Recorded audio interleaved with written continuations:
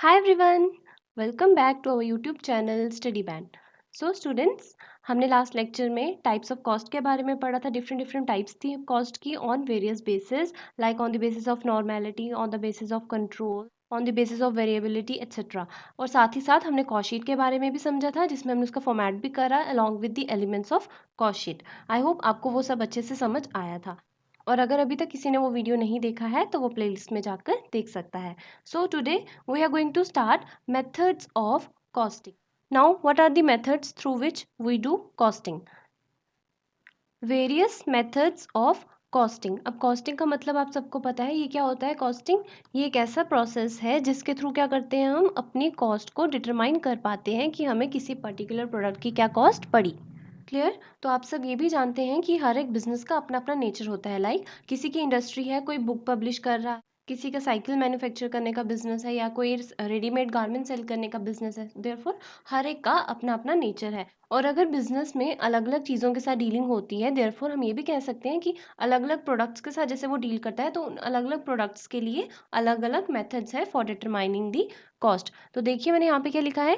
Different industries follow different methods because of differences in the nature of their work. अलग अलग industries या we can say different businesses जो होते हैं वो डिफरेंट मेथड्स अडॉप्ट करते हैं, क्योंकि उनके जो काम करने का तरीका होता है वो डिफरेंट होता है. First one is job costing, then contract costing, batch costing, unit costing, process costing, operating costing, operation costing, then multiple costing. Now घबराना नहीं है, मैं आपको ये सब वन बाय वन समझाऊंगी. एंड आई अश्योर यू आपको इसके बाद कोई भी डाउट नहीं रहेगा. और अगर किसी ने पहले भी ये मेथड्स ऑफ कॉस्टिंग को पढ़ रखा है, उनको अगर बीच में किसी के कोई कन्फ्यूजन भी है तो वो भी आपको पक्का क्लियर हो जाएगा. सो वन बाय वन देखते हैं. सबसे पहला है हमारा जॉब कॉस्टिंग. अब जॉब कॉस्टिंग क्या होती है. It is used in those cases, या हम कह सकते हैं ये वो वाले बिजनेसेस में यूज होता है where work is undertaken on receiving a customer's order, like printing press, motor workshop, interior decoration etcetera. अब जॉब कॉस्टिंग कहाँ पे यूज़ होती है, जहाँ पे काम किस तरह करा जा रहा है, जब हम कस्टमर के ऑर्डर लेते हैं उसी के बेसिस पे हम काम करते हैं. कोई कस्टमर हमें ऑर्डर देगा तो हम उसके लिए क्या कर रहे हैं, जॉब परफॉर्म कर रहे हैं. दैट इज जॉब कॉस्टिंग, जिसकी हम कॉस्ट निकालेंगे कि उस पर्टिकुलर प्रोडक्ट को बनाने के बाद हमें टोटल कितनी कॉस्ट पड़ी. ठीक है, that is job costing. Example दिए मैंने प्रिंटिंग प्रेस. अब प्रिंटिंग प्रेस के थ्रू क्या हो सकता है, आप न्यूज़पेपर्स पब्लिश करवा सकते हैं.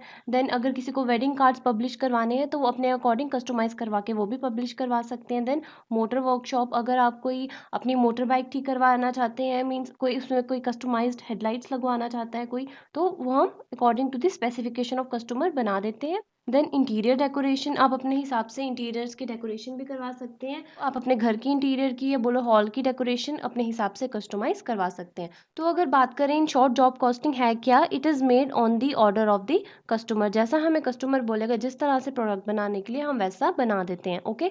और इसमें जो प्रोडक्शन होती है जॉब कॉस्टिंग के केस में, it is not highly repetitive. जैसे ही हमने एक बार अपनी जॉब परफॉर्म कर दी, अगर एक बार जो हमें कस्टमर ने प्रोडक्ट बनाने को बोला था हमने बना दिया, उसको दोबारा रिपीटेटिवली तो बना नहीं रहे. अब कोई और अगला कस्टमर आएगा, देन उसके बेसिस पे हम नया प्रोडक्ट बनाएंगे. तो इसमें क्या होती है, प्रोडक्शन हाईली रिपीटेटिव नहीं होती, मीन्स बार बार रिपीट नहीं होती है प्रोडक्शन.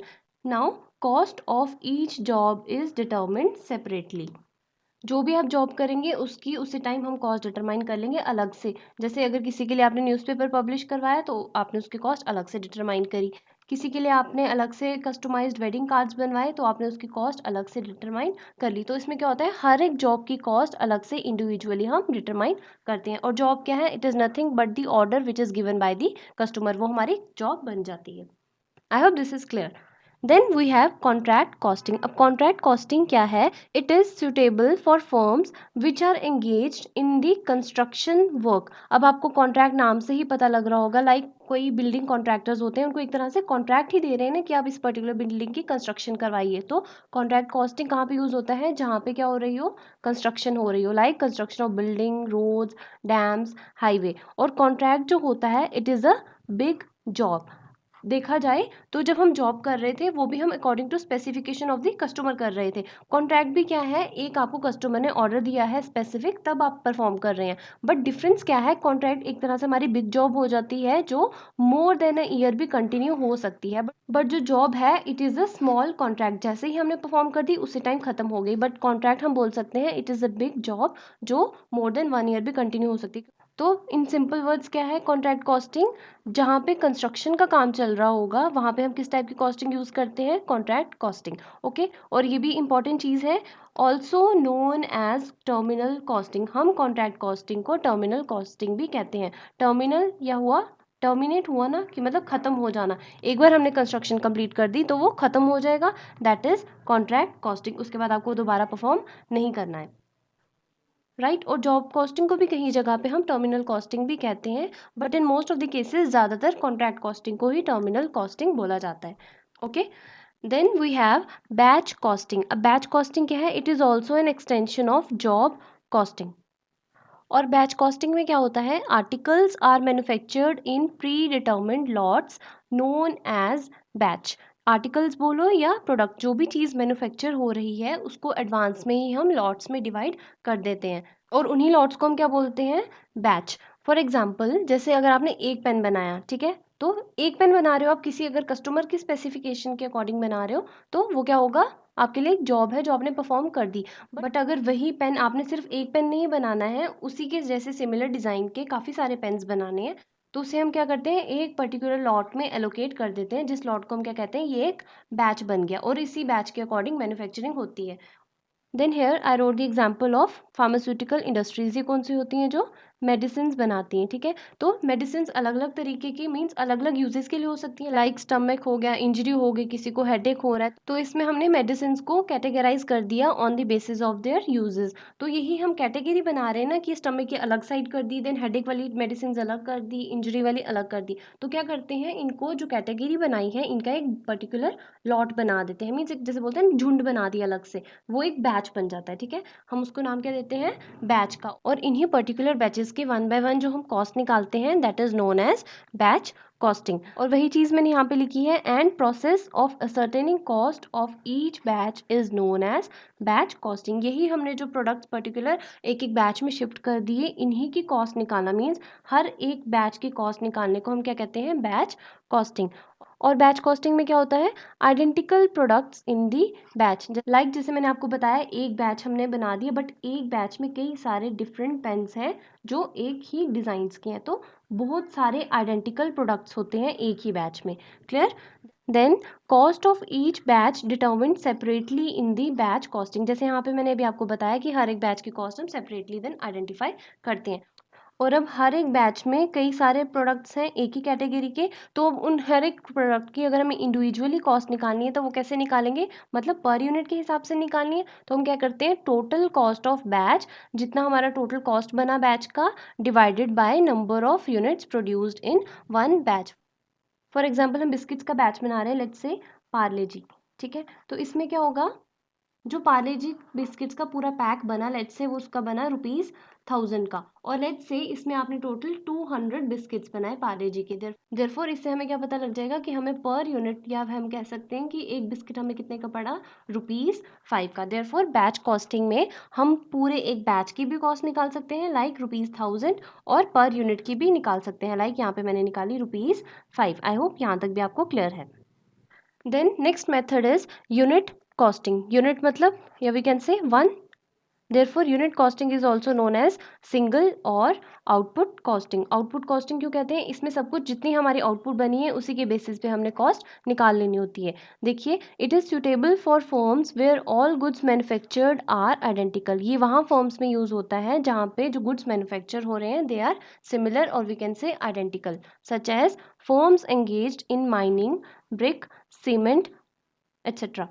अब देखिए, जैसे ब्रिक्स बनाने की इंडस्ट्री है तो ब्रिक्स सब सिमिलर नेचर की ही हैं, तो हम क्या कह सकते हैं, इसमें किस तरह की कॉस्टिंग यूज़ होगी, यूनिट कॉस्टिंग। लेट्स से आपने 10,000 की टोटल ब्रिक्स बनाई, रुपीज़ आपको 10,000 लगे, और उसमें आपने 1,000 की ब्रिक्स बनाई, मीन्स नंबर ऑफ यूनिट्स कितने हैं, 1000। तो आप कहेंगे कि हमें हर एक ब्रिक की कॉस्ट पड़ी ₹10। तो यूनिट कॉस्टिंग होता है जहाँ पे सारे प्रोडक्ट्स आइडेंटिकल ही बनते हैं, बिजनेस और किसी चीज़ में डील नहीं करता, लाइक इन अवर एग्जाम्पल जिसमें मैंने आपको ब्रिक के बारे में बताया। Now each unit of output has identical cost, जैसे अभी मैंने यहाँ पे बताया कि हमें पता है टोटल यूनिट्स इतने प्रोड्यूस हुए हैं, तो सिमिलरली हम हर एक यूनिट की आइडेंटिकली अलग से कॉस्ट निकाल सकते हैं, दैट इज़ ₹10। हर एक आउटपुट की सेम कॉस्ट ही पड़ेगी। ऐसा तो नहीं है एक ब्रिक आपको 10 रुपीज़ की मिल रही है तो दूसरी 15 की मिल रही है, no, they both have the same rate.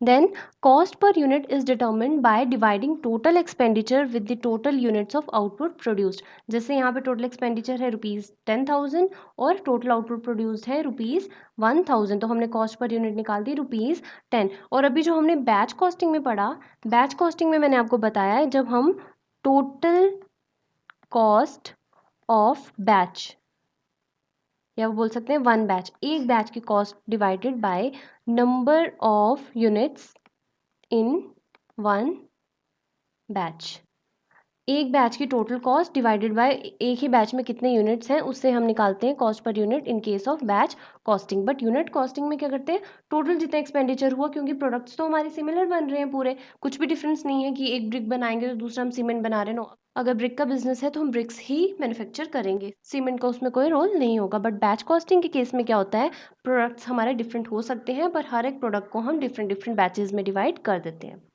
Clear? Then process costing. अब प्रोसेस कॉस्टिंग क्या है, if a product passes through different stages it is desired to know the cost of production at each stage. पहले यहाँ पे example लेते हैं, जैसे कहीं पे शुगर बन रही है, शुगर मैन्युफैक्चरिंग इंडस्ट्री, ओके, तो शुगर इतनी आसानी से बनेगी नहीं। सबसे पहले क्या होगा, शुगर के लिए हमें हार्वेस्ट करने पड़ेगा, किसको, शुगर केन को। सबसे पहले हमें शुगर केन चाहिए होगा, फिर उस शुगर केन को हम क्या करेंगे, पहले वॉश करेंगे, उस पर डस्ट वगैरह अगर कुछ लगी होगी, फिर उस शुगर केन का हम जूस निकालेंगे, देन फर्दर उस जूस की भी रिफाइनरी करेंगे, रिफाइन करने के बाद हम उसकी क्रिस्टलाइजेशन करेंगे, फिर आफ्टर दैट जैसे ही प्रोसेसेस आगे कंटिन्यू होंगे, at the end final product हमारा निकल के आ जाएगा शुगर। तो क्या हुआ, एक शुगर बनाने के लिए हमें कई सारी स्टेजेस से पास होना पड़ा, ये हम बोल सकते हैं अलग अलग प्रोसेस हमने फॉलो करा। तो यहाँ पे भी मैंने यही लिखा है, if a product passes through different stages, जैसे हमारा प्रोडक्ट है शुगर, ये अलग अलग स्टेजेस से पास हो रहा है, दैट इज़ हार्वेस्टिंग, फिर वॉशिंग करी, देन जूस निकाला, रिफाइनिंग करी। तो क्या होता है, जब एक प्रोडक्ट डिफरेंट स्टेजेस से पास करता है तो बिजनेसमैन को क्या होता है कि अब मैंने इसमें भी कई सारे डिफरेंट डिफरेंट प्रोसेसेस अडॉप्ट करे, तो वो क्या चाहेगा, हर एक स्टेज की वो कॉस्ट डिटरमाइन करना चाहेगा कि हर एक स्टेज पे उसको कितनी कॉस्ट पड़ी। यहाँ पे भी यही लिखा, it is desired to know the cost of production at each stage, हमें हर एक स्टेज पे क्या कॉस्ट पड़ी। And in order to ascertain this, यही कॉस्ट जानने के लिए हम क्या यूज़ करते हैं, प्रोसेस कॉस्टिंग।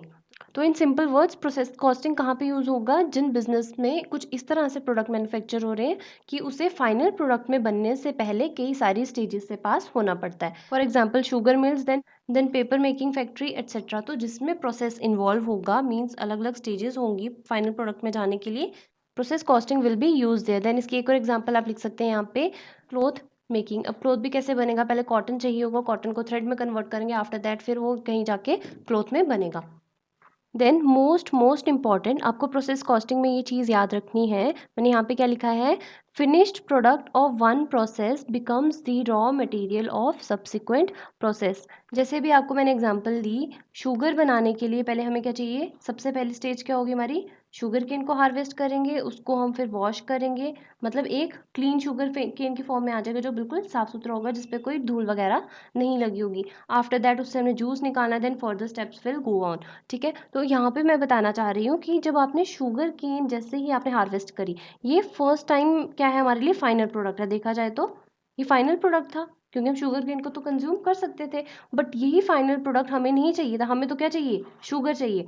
तो ये शुगर केन फर्दर कहाँ पे जाएगी, अगले प्रोसेस में वॉशिंग के लिए। तो यहाँ के लिए तो फाइनल था, बट जैसे ही नेक्स्ट प्रोसेस में शिफ्ट हुई तो ये अगले प्रोसेस के लिए क्या बन गई, रॉ मटेरियल। वैसे ही जैसे ही क्लीन शुगर केन आएगी तो यहाँ पे क्या बन गया आपका फाइनल प्रोडक्ट, बट ये फाइनल प्रोडक्ट आगे कंज्यूम होगा एज अ रॉ मटेरियल, जिससे क्या फाइनल प्रोडक्ट बनेगा, जूस। तो यहाँ पे क्या याद रखेंगे आप, this is important, final product of one process becomes the raw material of subsequent process, we can say another process.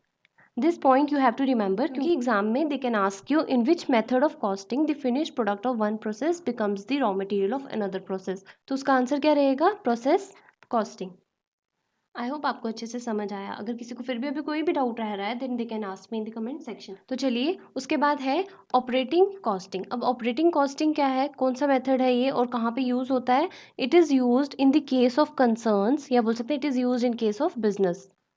एक ही बात है, ये वहाँ पे यूज़ होता है उन बिजनेसेस में जो क्या करते हैं, सर्विसेज रेंडर करते हैं। Means except businesses who are doing manufacturing.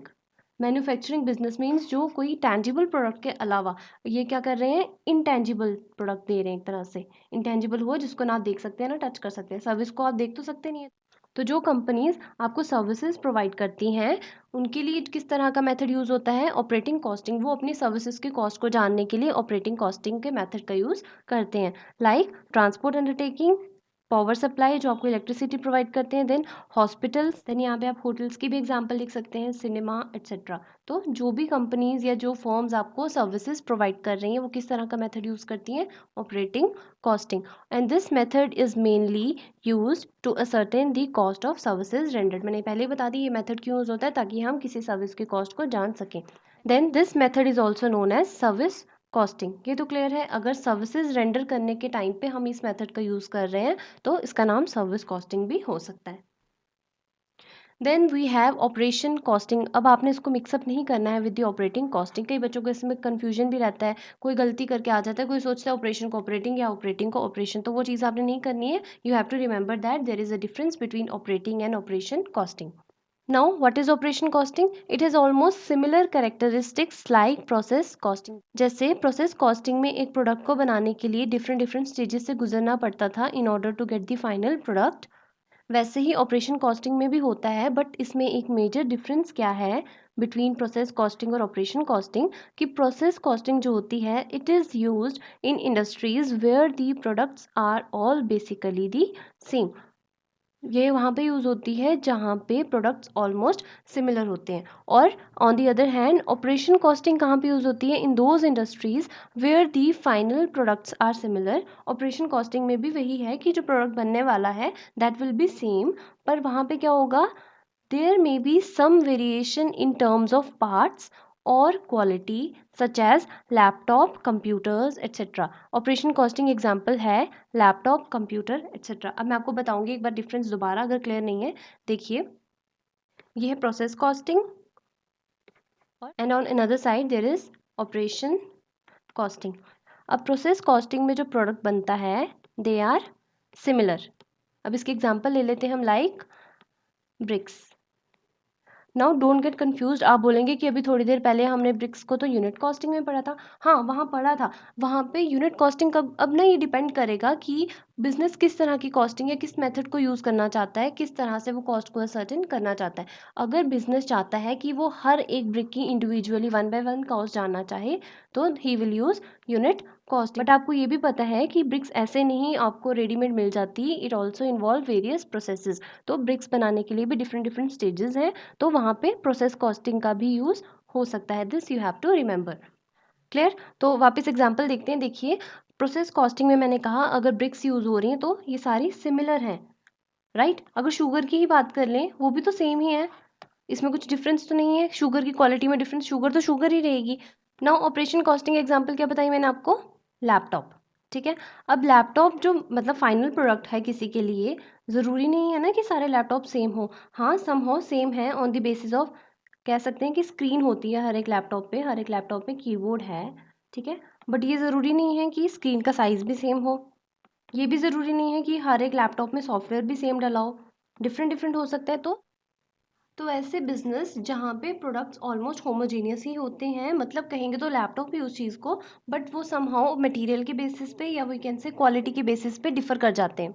Okay, तो that will B operation costing. I hope आपको प्रोसेस कॉस्टिंग और ऑपरेशन कॉस्टिंग में आपको कोई भी कंफ्यूजन नहीं रहेगा। प्रोसेस कॉस्टिंग क्या है, यहाँ पे प्रोडक्ट बनते हैं और सारे सिमिलर होते हैं, उनकी क्वालिटी में या कोई भी साइज़ या मटेरियल वगैरह कुछ में डिफरेंस नहीं आता है, लाइक ब्रिक्स हो गई, शुगर हो गई। बट ऑपरेशन कॉस्टिंग के केस में क्या होता है, प्रोडक्ट्स तो होमोजीनियस बनते हैं but on the basis of material quality वो डिफर कर जाते हैं आपस में। ओके, फिर मैंने यहाँ पे क्या लिखा, operation costing is a refinement of process costing. Process costing में आपको पता है कि एक एक रॉ मटेरियल को पास होना पड़ता है आगे फर्दर डिफरेंट स्टेजेस से in order to reach the final product. But operation costing में क्या होता है, वही जो स्टेजेस हैं वहाँ पे हो सकता है प्रोडक्ट्स डिफर कर रहे हैं on the basis of material और क्वालिटी वी कैन से, ठीक है। तो रिफाइनमेंट क्या है, एक तरह से हम बोल सकते हैं किसी चीज़ की हम सफाई कर रहे हैं। तो प्रोसेस कॉस्टिंग में सिंपली पूरे प्रोसेस की हर एक हम कॉस्ट निकाल देते हैं, बट ऑपरेशन कॉस्टिंग में वो भी उसके अंदर डीप जाके ये भी देखता है कि कहाँ पे डिफर कर रहे हैं, तो उस बेसिस पे हम कॉस्ट को निकालते हैं। Therefore we can say operation costing is a refinement of process costing या इम्प्रूवमेंट है over process costing. Then again important thing, operation costing जो है it is also known as hybrid costing system. Hybrid का कहते हैं हम to, ऐसे भी बोल सकते हैं जो दो से मिला के बनाओ, तो उसे हाइब्रिड कॉस्टिंग सिस्टम क्यों कहते हैं, क्योंकि ऑपरेशन कॉस्टिंग के अंदर जॉब कॉस्टिंग और प्रोसेस कॉस्टिंग दोनों के ही कैरेक्टरिस्टिक्स मिले होते हैं। कैसे, देखिए जब हम लैपटॉप बना रहे हैं, ये तो बनेगा फाइनल प्रोडक्ट वही लैपटॉप, बट इस लैपटॉप के अंदर जैसे कि मैंने अभी आपको बताया कि इसका साइज़ डिफ़र कर सकता है, इसमें सॉफ्टवेयर अलग हो सकता है एट्सेट्रा, और भी बेसिस होंगे जिससे वो डिफ़र कर रहे होंगे। तो ये सॉफ्टवेयर या ये साइज़ वगैरह ये इनको कौन बता रहा है कि हमने ऐसा खरीदना है, कस्टमर बता रहे हैं। मीन्स ये कस्टमर की स्पेसिफिकेशंस के अकॉर्डिंग बन रहा है।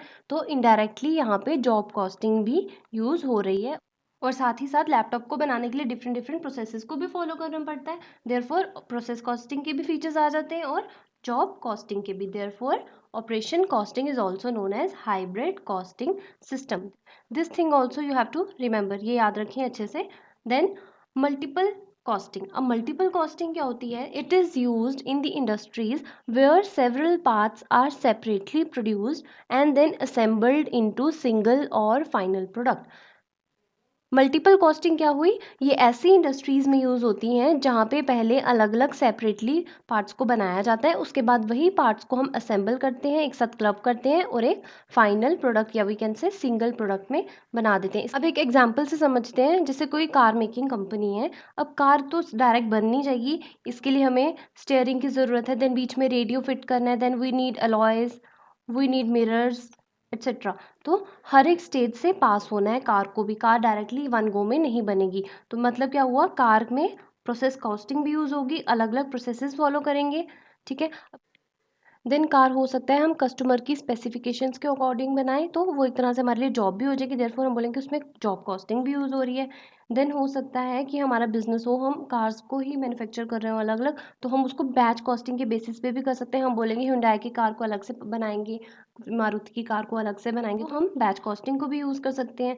देन अगर हमें यूनिट कॉस्टिंग भी अप्लाई कर सकते हैं, अगर हमें हर एक कार का बस पर यूनिट के हिसाब से देखना है। तो एक तरह से क्या है, यहाँ पे हर एक तरह की हम कॉस्टिंग यूज़ कर सकते हैं, मिक्स्ड है सब। देयरफॉर मल्टीपल कॉस्टिंग को हम कॉम्पोजिट कॉस्टिंग भी कहते हैं। कॉम्पोजिट का मतलब भी क्या होता है, मिक्स्ड। यहाँ पे अलग अलग डिफरेंट मेथड्स ऑफ कॉस्टिंग हम साइमल्टेनियसली अप्लाई कर सकते हैं, that is known as multiple costing. But nowadays this method has been dropped. इतना ये मेथड आजकल नहीं यूज़ होता है क्योंकि काफ़ी कॉम्प्लिकेटेड है। As you can see different different methods कैसे अप्लाई करेगा कोई, तो ये लीस्ट यूज मेथड हो गया है इन नाउ डेज। वैसे देखा जाए तो सारे कॉस्टिंग के जो मेथड्स हैं वो कहीं पे भी अप्लाई हो सकते हैं, डिपेंडिंग अपॉन कि जो वो पर्सन है बिजनेस में काम करने वाला वो किस तरह से चाहता है कॉस्ट को डिटरमाइन करना on the basis of process. कि हम इंडिविजुअली हर एक स्टेज की कॉस्ट देखें तो वो प्रोसेस कॉस्टिंग अप्लाई कर लेता है। अगर वो देखता है कि नहीं मैं कस्टमर की स्पेसिफिकेशन के अकॉर्डिंग बना रहा हूँ, तो हर एक प्रोडक्ट को वन बाय वन देखूंगा कि उसकी कस्टमाइजेशन के अकॉर्डिंग क्या प्राइस पड़ा, that will be job costing. Then batch costing होगा कि वो बहुत सारे सिमिलर प्रोडक्ट्स को एक ही लॉट में डिवाइड कर देगा। ओके तो मैंने अपनी तरफ से ट्राई किया पूरा कि आपको अच्छे से हर एक मेथड ऑफ कॉस्टिंग समझ आए, कोई भी किसी में डाउट ना रहे। विद दी एग्जांपल भी मैंने आपको बताया है कि क्यों वो वाला मेथड जो है इससे डिफरेंट है या वो वाला क्यों इसके साथ सिमिलर है। Let's wind up now. अब हमारा cost accounting almost cover up हो चुका है, सारा खत्म हो गया है एक्सेप्ट टेक्निक्स ऑफ कॉस्टिंग, जो अब हम अपने नेक्स्ट लेक्चर में पढ़ेंगे। ओके सो वीडियो को साथ साथ शेयर भी करते रहें एंड लाइक भी करें, and if anybody is new to the channel then please subscribe and don't forget to hit the bell icon for regular updates. So stay tuned for my next video. Thank you.